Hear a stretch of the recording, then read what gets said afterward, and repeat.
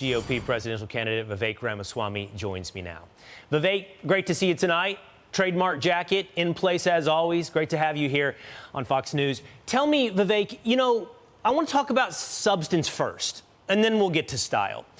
The substance. Here is an issue that you are championing that I think everyone needs to revisit and is unwilling to revisit, which is, why does one industry in this country have total immunity from product liability?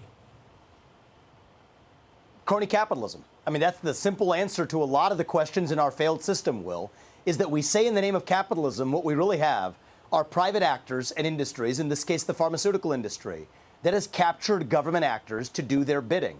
This is what's happened with respect to this special shield for vaccine manufacturers. And actually on that debate stage, I also talked about special antitrust exemptions built in for insurance companies, including health insurance companies. That's the cancer at the cycle of the cost in our healthcare system, is we don't have enough health insurance competition. And so wherever the problem traces, Will, often in our market, it traces back to crony capitalism, the merger of state power and corporate power to together do what neither can alone by capturing politicians. And that's why I've been on a crusade, frankly, against both parties, Democrats foremost, but in the Republican Party too, against politicians who are responsive to special interests. Every politician today is dancing to the tune of their puppet masters in the establishment of both parties. And I do think it's going to take somebody who's independent of that to drive real legislative change, healthcare sector included. Well, and war included as well. And I can tell you that I, for one, appreciate you pointing out crony capitalism when it comes to one of the most important things in human existence, and that's the use of violence, the tool of war. You brought that up, and I personally found it very convincing when you said, name 3 provinces in Ukraine. You asked that of Nikki Haley. You asked that of Chris Christie. But I have to always separate myself, Vivek, from what I think, feel, or see, and what maybe is resonating with the masses. And you just probably heard some of the feedback from Lee Carter in the dial testing of those moments where you challenged Nikki Haley. And I did have concerns, Vivek, as I watched that, and I wondered, how will this resonate with the casual viewer, not the person that's already bought into Vivek's big ideas? And there are some, apparently, that don't like the style, Vivek. Well, look, I think there's a time and place for everything. On the debate stage, I mean, I've done 4 events in Iowa here today, and that's a very different personalized experience with 100 or 200 people in a room. But on a debate stage, I think part of what we are doing is drawing hard contrasts.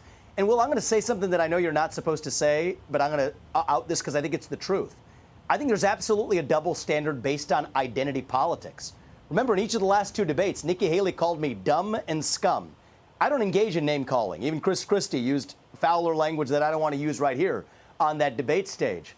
I don't resort to that. But I will be unsparing to say that if you're going to send our sons and daughters to go fight in somebody else's war, or $200 billion of our taxpayer money to advance Ukraine's war, you better darn well know at least which provinces in Ukraine you're fighting for. And the fact of the matter is the very people who have wielded their foreign policy experience as a card for much of this race, I think I revealed them to be intellectual frauds. They don't know the first thing about what they're fighting for. Really quickly before we go. And I want to say one thing, Will, is I'd rather speak the truth and lose an election than to win by playing some political snakes and ladders. But my long-run bet is not in the short run, but in the long run.